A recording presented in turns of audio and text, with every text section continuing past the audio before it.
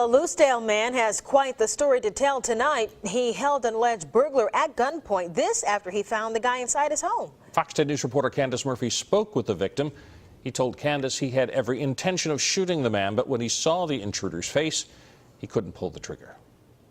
Could you scare my wife? And I said, she will shoot you. Alex Hamblin says he and his wife were asleep Saturday night when they heard commotion downstairs just after midnight. Someone was inside their home. I heard the crash, and I jumped up, grabbed my gun, loaded it, and I came out, and I hollered, whoever's in my house, I got a gun, I'm going to kill you.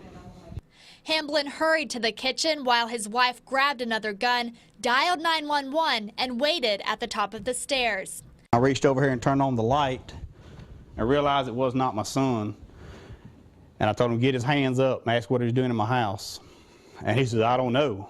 And then I said, what's going to happen? I said, you do exactly as I say, I'm going to kill you dead.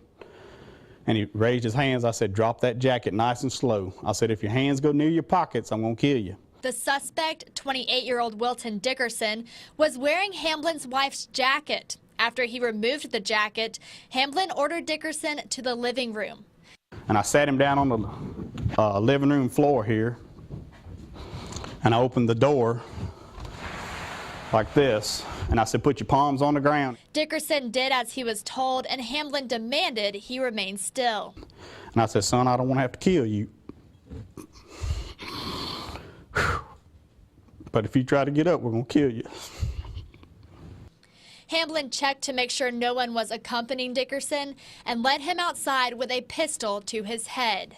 And held him right there. I said, put your hands on top of your head because the law's coming right now. And when they came up, they handcuffed him right there, and we brought our weapons down, and that was the end of that. When deputies went to pat Dickerson down, they discovered he had gone through Ms. Hamblin's purse.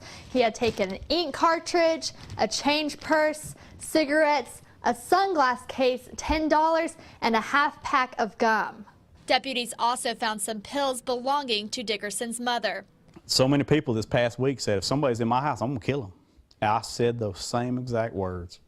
But when I saw it was a young man, I said, this boy don't need to die.